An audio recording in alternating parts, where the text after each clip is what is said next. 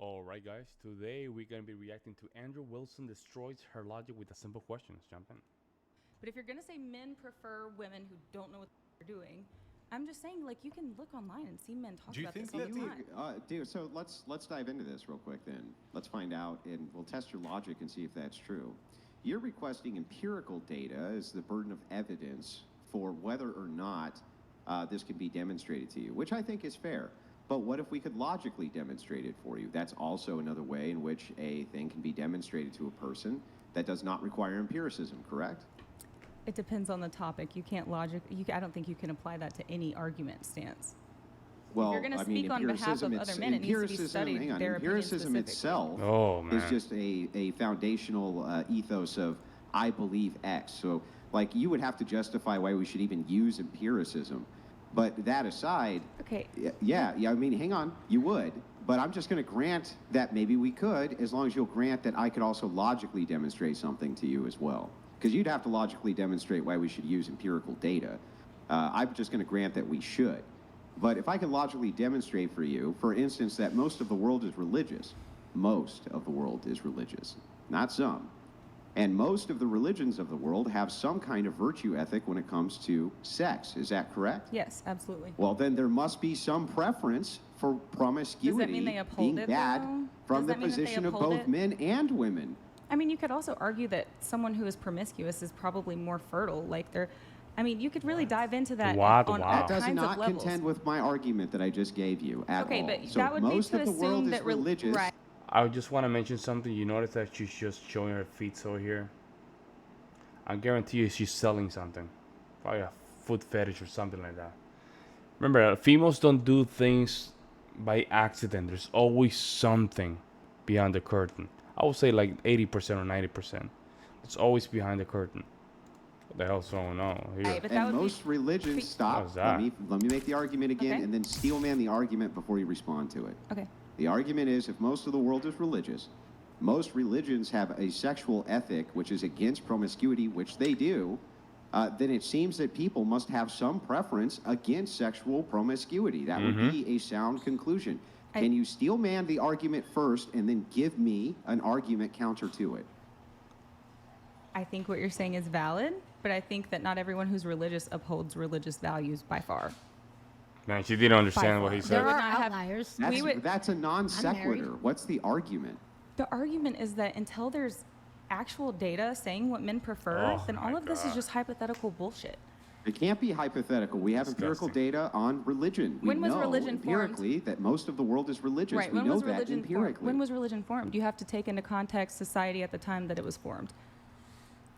Why do we have to do live that we for don't when we're because we don't talking live in about that climate modernity? anymore. We don't live Wait, in that why climate would anymore. that's no. That's literally that's a genetic fallacy. What are you talking about? That's a fallacious form of argumentation. People who Why created would we the have to religion- go to when a religion was formed to make a determination that right this second most of society is religious? In most societies of the world have some kind of religion they adhere to with sexual ethics which are against promiscuity. Therefore, there must be some preference against promiscuity, unless you can give me a counter argument to that. I'm not saying that there's not a preference. I'm saying and most of the people that would be in favor of women who are more experienced are not going to be religious to begin with.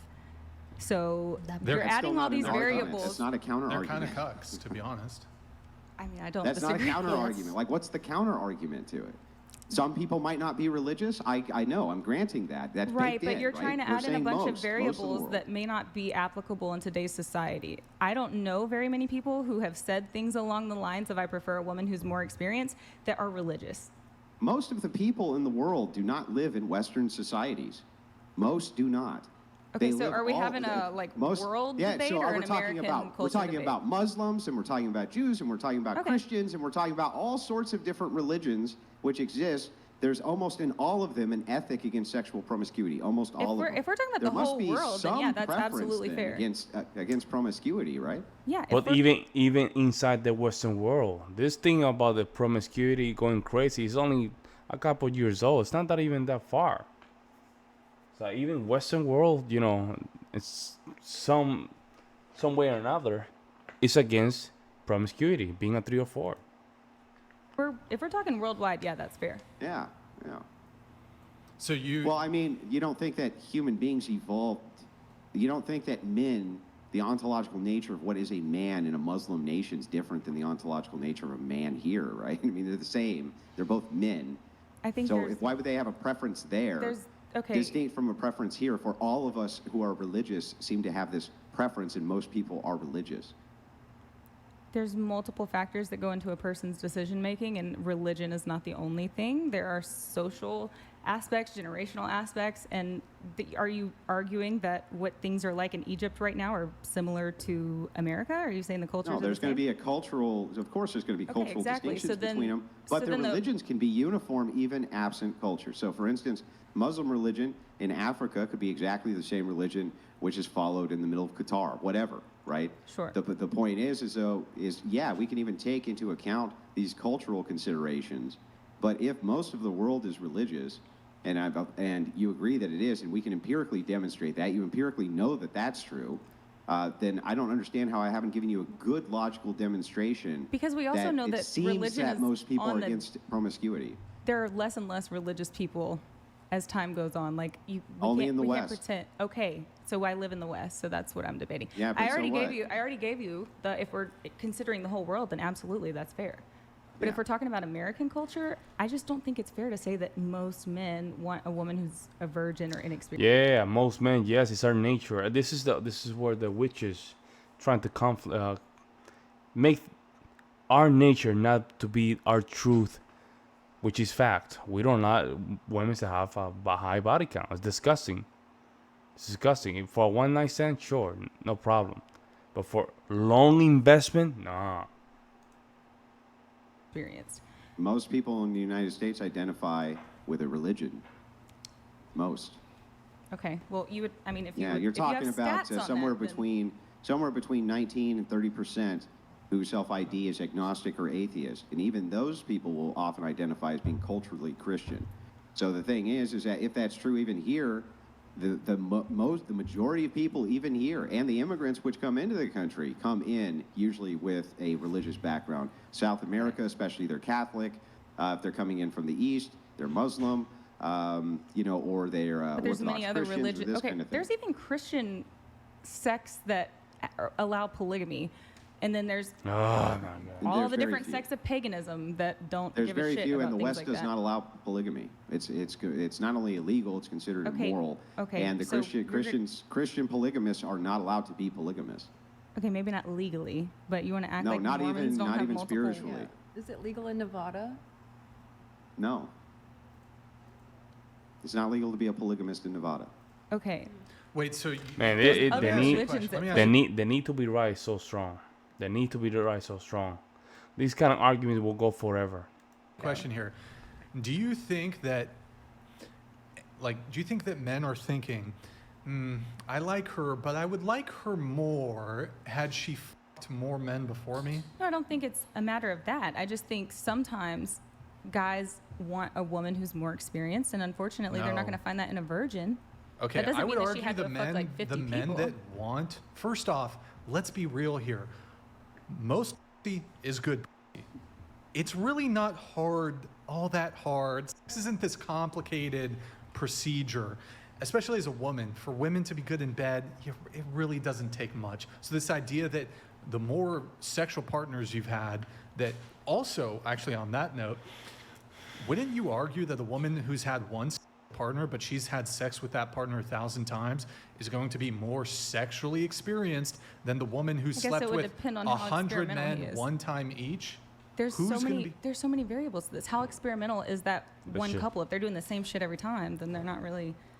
She's not getting a lot of experience. Okay, You know, But the- this is gonna sound kind of crazy, but you, hear me out, guys. You have to keep your sex very boring, and I will tell you why.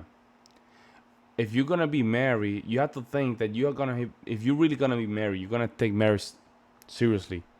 You have to be careful. You're stretching those boundaries, bro. Because if you, if you only in the married for 5 years, but you're already, experimenting with some weird stuff, you're stretching the boundary way too early.